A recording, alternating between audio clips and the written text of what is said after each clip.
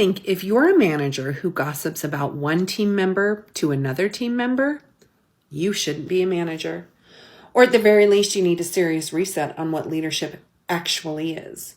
Talking about your direct reports with other direct reports doesn't just break trust. It builds a culture where side-eye and blame start spreading like wildfire. Because guess what? The minute you model that behavior, your team thinks it's fair game to do it too. Maybe that struggling employee just needs coaching. Maybe they need direction. What they don't need is their name in someone else's mouth on Slack. You're not there to be liked. You're not there to stir the pot. You're there to build people, develop talent, shape your team into professionals who know how to lead, work, and grow. So act like it. Applying for jobs shouldn't feel like a full-time job, but somehow it still does. But I think Indeed just made this a whole lot easier with their new AI assistant. It's called Career Scout, and it's this whole new way to approach job seeking. So of course, I had to download the app and try it myself. And I will tell you, there are some cool features. It pulls in jobs that match skills, salary expectations, and experience, so you're not wasting time scrolling. You get summaries of employee reviews, so you know what it's really like to work there, and we all need this. And it even has mock interviews, so you can practice your responses before your actual interview. So if you are looking for your next role, download the Indeed app, start using Career Scout, and it'll save you so much time. Did you know that managers who've received training have teams that are 25% more productive than other organizations? It's crazy, right? So if your organization is not investing in your training, it's time for you to take that on. Let me know below or engage from the bottom up, and I'll be happy to reach out and we can figure stuff out for you.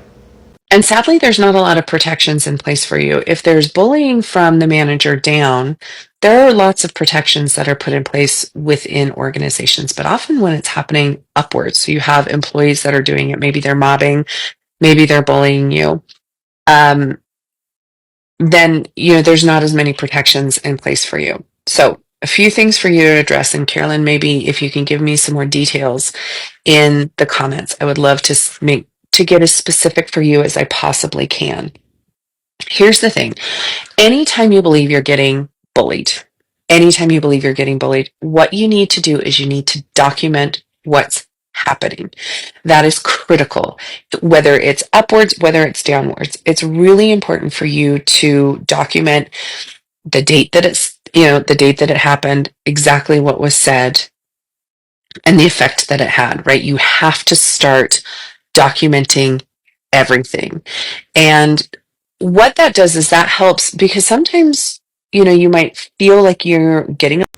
Did you know that studies report that 63% of new managers do not feel effective within their first 6 months, and 50% of those individuals do not feel effective within the first year? Crazy, right? And as I reported, 85% of new managers do not receive any formal training prior to transitioning to their new role. This means that managers are constantly feeling inadequate and underprepared, and companies are not investing in training. This means it is now your responsibility to take control of your career and your future and invest in your own development. Let me know when you're ready. Okay, if you're feeling burnt out at work, this is for you. When you start experiencing those signs of burnout, it's important to have a transparent conversation with your manager. But here's some framework to help you do that. So you could break this down in 3 steps. Be direct, be specific, and always provide that solution. So here's an example of this. I've been feeling really overwhelmed with the recent projects that have been assigned to me, along with the increase of workload that I recently received. Now, a lot of these projects have tight deadlines to them, and it doesn't always give me the opportunity to give the attention that it deserves. And you want to go in with your solution. So I took time to think about how we could address this as a team. Possibly we can redistribute some of these tasks throughout our team so it makes some of these deadlines a little bit more manageable. I'm open to other suggestions too. I want to be able to work as a team.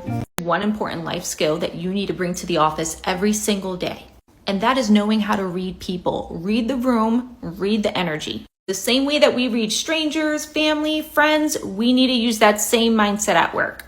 It's less talking and more observing, because that is going to tell you a couple things. The more that you observe people's behavior, their energy, how they move, certain patterns they have, That's going to determine what you share, who you share it with, and ultimately how you move. And I'm not saying don't be friendly with them, but what I am saying is this allows you to be aware. And the more aware you are, the more successful you will be in your career. Here are 3 questions you can use next time you have a meeting with your manager. So next time you need their support, try asking this question. I'm trying to understand the expectations for this task. Can you and I go over the requirements again, just to help clear up any confusion? Now, if you're seeking feedback, try asking this. Are there any blind spots in my current projects that maybe I haven't noticed but you have? And if you would like direction from them for your own professional development, try asking this question. I'm interested in really expanding my knowledge in XYZ area. Do you have any recommendations for training programs, certifications, or workshops for me?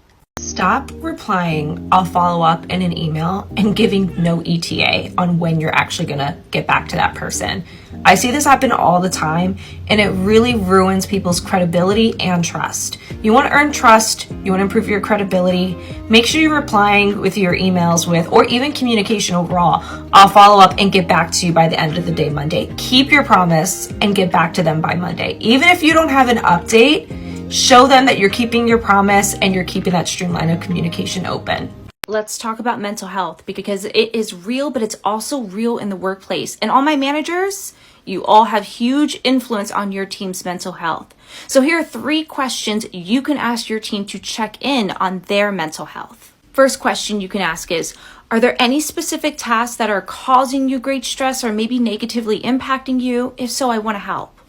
Second question you can ask is, are you experiencing any communication issues with our team? If so, I want to be able to address this. And third question you can ask is, do you feel your skills and talents are being used properly and effectively within your role? If not, let's talk about this. This is how you start to create psychological safety and trust within your team.